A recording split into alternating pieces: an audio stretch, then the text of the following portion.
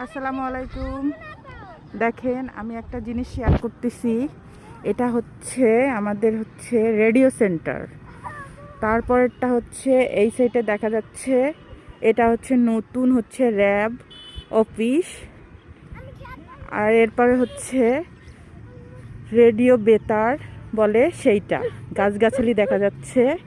এরপরে হচ্ছে এটা হচ্ছে school and college, Uttam school and college.